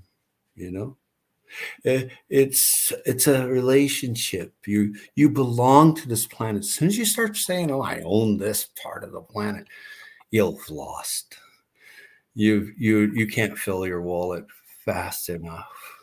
It empties faster than you can fill it. Now, if you belong to it, you had a couple of goats, a couple of chickens, a cave, or cob house, or tiny house, chances are you'd be a reasonable person. You look at those babushkas and stuff in the Ukraine living in a cave or a Saudi, hey? Those women are hot, baby. You look at I look at videos of people making caves, okay? And all around the world, I've looked at videos, and I've actually gone in with my father, and we've gone and went inside Saudis and stuff like that, and caves and stuff. But when you see someone having to leave a metropolis, and you can go on Google and YouTube and get this, and the older woman, she grabs the orphan kids and goes and digs a cave and starts growing food and gets a goat or two and some chickens. That's reality. Okay. Yeah. That's freaking real, baby. And when you see those tough ladies doing that, and they're in their 50s, 60s, and 70s, I have nothing but admiration. So recently, where it was International Women's Day, I went around salivating. Yay for the women. Well, without them, we wouldn't be here. Wickershire says he's an American babushka. Well, he's an earthling babushka, that guy. And he's quite the earthling. Yeah, babushka means old grandma in Ukrainian, and Guido is grandpa. So, yeah, I guess I qualify as the Guido. Well, Howie, you know what? Thank you so much for coming on today. We've been on for 2 hours. Peace out. I can't believe that. That's crazy. And that was a really quick 2 hours. Thank you so much for all the information you shared. You know, layer. Green brown. Think lasagna, man. And you can't go wrong. And Make your soil, be happy, smile. You got another day, smile, be happy. And did I mention you got another day? That's all you can think of. The big thing in the future to think about is if anything ever happens to you above ground that it's not livable, underground is. You all have a great night. Thank you for being here. Peace. Thank you, Howie. Love Peace, ya. Howie. Thanks for coming on. Thank you so much. That was a great interview. Yes, it was. I don't feel like I even talk too much. It's like go. I hope you guys really enjoyed that, and check out how he had a live today. Go check out his last video. Make sure you leave a comment. If you guys forgot, make sure you have a like here too. I have no idea how many likes are shared out. We appreciate it. Yeah, thank you so much. We have AJ's Green Topics on Thursday. Also, the Urban Gardener was here, and this could be good for the show for later, by the way. But that James guy from Toms River, New Jersey, he's interviewing him very soon. Ooh. And so that means different things. So, which is good for us. And let me see something. 1 second. I got to read a message. Hold on. So I'm going to be on his channel on the 23rd. And the 23rd, that same day, we got something else going on with Corky and I, but that's something else to say at a later point. But yeah, he's going to interview me, and I'm going to see if maybe get Corky on too at the same time. And that same day, James Peregroni is going to be on that channel the same day. Really? So You didn't tell me that. Breaking news. So I'm gonna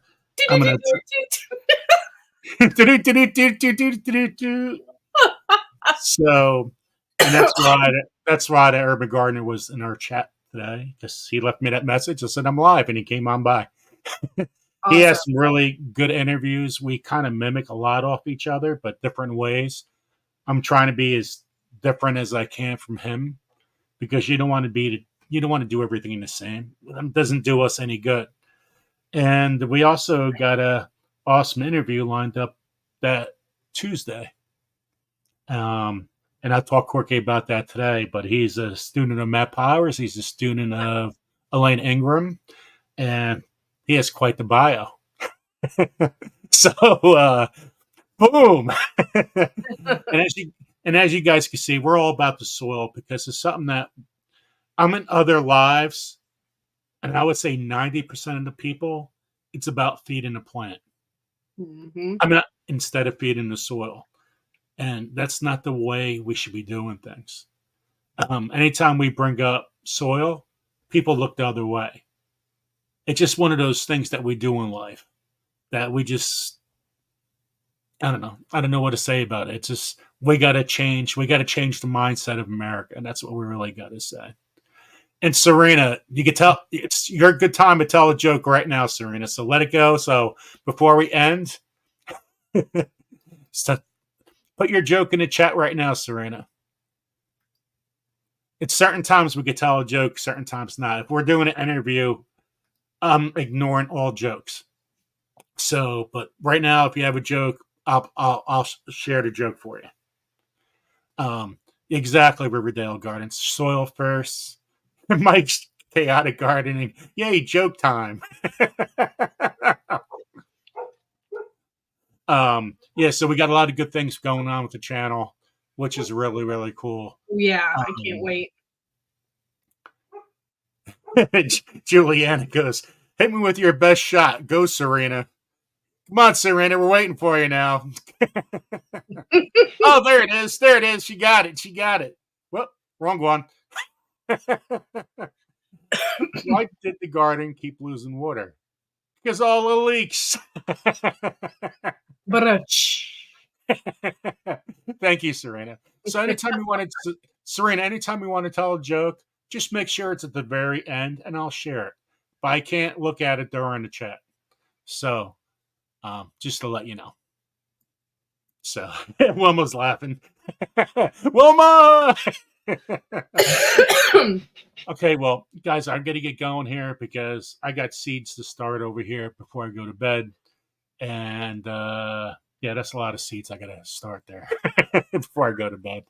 So, by the way, we have 3 members. So if you want to become a member, we appreciate that. And any kind of donations of any kind of way. So everybody have a good night. Love you guys. And we'll see each other very soon. What day is today? Oh, today's Tuesday. I have no idea. Thursday. We'll see on Thursday. For a second, I thought it was Thursday. So we got AJ's Green Topics. We're going to talk about worms. All about worms. I'm excited for this one. So if you have questions, we'll ask. We'll see how it goes. Oh, 1 second. Serena came up with a joke. Serena, it's only one joke. What about the cardboard? How often should I wet it? Oh, it's not even a joke. Good question, Serena. Good question. You could wet it right away. Worms love cardboard. They absolutely love cardboard. You could also put it when you start your carrots. You could put cardboard above your carrots when you start them, and it keep the moisture there. You just got to take it off in a week. So that's another thing besides plywood. For a second, I thought that was a joke. Wickershire goes, no, not a joke. The cardboard is on your carrots. Perfect. Awesome. Leave it there. Wet it right away. Leave it there for a week. Just don't over-waterlog it. Yeah, and then as soon as you see sprouts, take it off. Yep, that's it. Perfect, Serena. Yeah, so AJ's Green Topics Thursday. It's going to be a great live. Make sure you share this out, guys. I'm very happy today. We had around 40-some people in the chat. So low 40s. That was pretty good. Mid 40s. And thank you guys for making that happen. Because it's because of you guys making it happen. So, okay. Take care, everyone. Have a good night. Have a great night. Bye.